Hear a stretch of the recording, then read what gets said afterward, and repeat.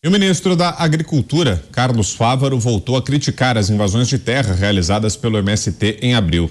Em entrevista, Fávaro disse não ver diferença entre invadir o Congresso Nacional e a Embrapa, que é uma área pública. Questionado sobre a CPI do MST, o ministro disse que irá com tranquilidade se for convidado pelo colegiado para audiência. A comissão que investigará o Sem Terra está discutindo o cronograma de atividades e os primeiros convites. Na sessão de hoje, o deputado delegado Éder Mauro criticou parlamentares que defendem a atuação do MST. Essa comissão aqui, ela vai estar para apurar mesmo investimento, aqueles que praticam, inclusive gabinetes de deputadas aqui que compostam no seu quadro mulheres que respondem por formação de quadrilha e que é mulher do principal bandido que do MST, que é Zé Rainha. Falam tanto em movimentos sociais e que fazem o populismo do coitadinho, mas eu vejo deputadas aqui com a bolsa da Louis Vuitton, que custa quase 20 mil reais, defendendo coitadinhos.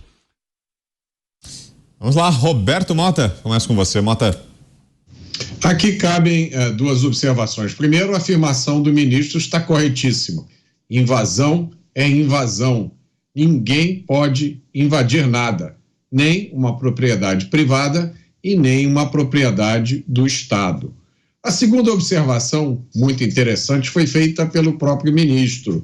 Ele, comentando as invasões do MST, disse: não faz sentido chamar atenção num governo que está aberto a dialogar. Bom, faz sentido se o objetivo não é simplesmente chamar atenção, mas sim conquistar poder. Muitos observadores dizem que já faz muito tempo que o objetivo do MST e de movimentos similares deixou de ser a luta pela reforma agrária, se é que um dia o objetivo foi esse mesmo. Basta constatar que, encontrando poucas resistências das instituições do atual governo, o MST está indo em frente e ocupando todos os espaços que lhes são permitidos. E o ministro faz muito bem em chamar a atenção para esse absurdo. Você, Beraldo, o que achou das falas do ministro e dessa largada hoje da CPI do MST?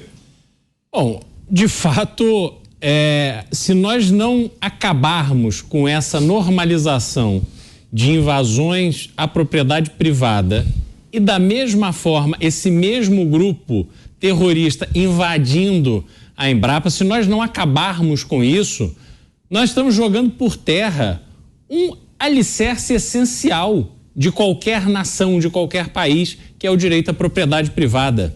O discurso fácil que essa turminha do MST adora usar, dizendo que eles estão invadindo terras improdutivas, primeiro é mentira. Invadiram, inclusive, áreas da Suzano Papel e Celulose que nada tem de improdutivas. Depois, mesmo que houvesse alguma terra improdutiva que precisasse ter o seu destino transformado, isso cabe à justiça fazer e não as mãos e as armas deste grupo que neste governo está se sentindo acima da lei. O presidente da República tem dado todas as demonstrações de apreço, de carinho, dado credibilidade aos invasores de terra. Vejam, essa CPI, ela tem um papel essencial de colocar às claras os nomes não só dos organizadores, mas também dos financiadores e daquelas pessoas que dão suporte político à atuação criminosa do MST. Eu vi mais cedo a deputada levando coisas produzidas pelo MST. Ora, faça-me o favor. Quantos agricultores familiares produzindo a duras penas, sem ter acesso decente a financiamento, sem ter suporte, mas estão lá trabalhando decentemente de forma digna. Não se pode permitir que a estrutura política brasileira fique aplaudindo e tentando normalizar a atuação desse grupo terrorista. Diga, Dantas. Olha só, a Sâmia tem um terreno, ela declarou um terreno vazio, limpo, lá na sua declaração de bens na última campanha. Eu me pergunto se tudo bem, se tudo ok, se a turma do MST, do MTST, for lá ocupar o terreno dela. Tudo bem, deputada? Pode ser? Olha, é uma vergonha quem defende, mas tem uma estratégia por trás de quem defende. É hipocrisia, lógico, é disso que se trata a política. É como Boulos, que é filho de classe alta, né? Filho de médico reconhecido, sujeito que teve ali tratado no Chambinho, né? Foi criado no Chambinho, com acesso a tudo, serviços, alimentação, melhor escola, e aí de repente ele resolve, olha, lutar pelos desabrigados. A política funciona, gente, mais ou menos como mercado publicitário, que assim, ele enxerga o eleitor em nichos de mercado e você fica pensando assim, qual o nicho que ninguém atua ainda? Ah, então ali tem eleitor, ali tem um otário, porque sempre vai ter o esperto e vai ter uma multidão de otário para cair na conversinha do esperto que vai dizer, deixa comigo que eu resolvo para você lá em Brasília. Pode ver, essas multidões que lançam as suas esperanças nas mãos desses políticos, onde elas estão? Elas conseguem alguma coisa ou elas permanecem multidões de desassistidos e ignorantes, gerações após gerações? Enquanto o político, gerações após gerações, vai enricando, ficando maior, mais forte politicamente, financeiramente, e depois vai compartilhando a sua riqueza para as famílias, trazendo para dentro, como a gente estava falando no bloco anterior, os parentes. Então, assim, não se enganem, não se enganem. Essa gente é hipócrita. É teatro o que fazem lá dentro da CPI. E invasão de propriedade é crime. Avinato. Eu fico pensando aqui, se um chambinho vale por um bifinho, o Boulos também, ele está na classe mais alta, porque o bife está pela hora da morte. Que se dirá o chambinho. Eu ri muito, Dantas, fica imaginando o menino Boulos, né, tomando o seu chambinho, né, engraçado. Assistindo a sessão da tarde, sentado no sofá. Exatamente. Bem macio. A TV Colosso, vendo a TV Colosso, né? Vendo a cachorrada da TV Colosso tomando seu chambinho. Mas não é a primeira vez que o Fávaro faz isso.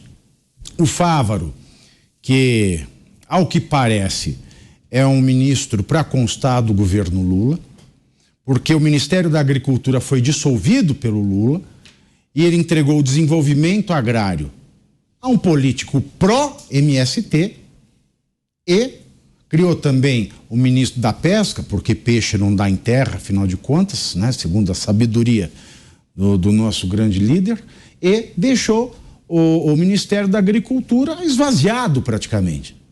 Esvaziado porque a nossa agricultura, que não é a pequena e média, a familiar, ou até mesmo aquela que se dá no entorno da reforma agrária, é a agricultura mais profissionalizada e mais produtiva do mundo. Logo, o trabalho mesmo está dentro do Ministério do Desenvolvimento Agrário, que é onde fica lotado o INCRA, que é o Instituto Nacional de Reforma Agrária, que não só faz a reforma agrária, mas que também ele valida ou invalida o georreferenciamento, que é a localização espacial da porção de terra exata de uma propriedade rural, de todo proprietário rural. Não importa se de reforma agrária, se pequeno, se familiar, se médio, ou se de uma fazenda de celulose do tamanho daquela da Suzano lá na Bahia. Logo, o INCRA, que já está loteado pelo MST, que é amigo do Paulo Teixeira, que é o ministro do Desenvolvimento Agrário, função que deveria estar sendo empenhada, fosse no governo Bolsonaro, um ministro só, pelo Carlos Fávaro, fosse ele o ministro, o INCRA, loteado pelo MST, ele pode ser uma pedra no sapato com o nosso agronegócio. Mas o Fávaro, ele ficou ali com uma função um pouco ingrata. Por quê? Não sei se ele combinou com Lula, ou seja, eu vou ser o bad cop e o Teixeira vai ser o good cop, nós vamos fazer, eu sou o policial mau, ele é o policial bom, ou se ele realmente acredita naquilo que diz, apesar de saber que ele está num governo que vai contra o pensamento dele. É claro, uma invasão do MST tem mais crimes até do que os crimes cometidos no 8 de janeiro. Nós temos meia dúzia de tipos penais de crimes que estão no Código Penal para as pessoas que estavam na porta dos quartéis ou lá em Brasília, na Praça dos Três Poderes, no dia 8. Já uma invasão do MST, a lista pode chegar a 15, eu já listei aqui várias vezes. Agora, o que preocupa é, nós sabemos. Por que nós sabemos? É nossa interpretação? Não, porque nós sabemos ler. Nós temos vergonha na cara, sabemos ler um Código Penal e sabemos dizer que aquela ação corresponde a esse tipo, a esse crime visto no Código.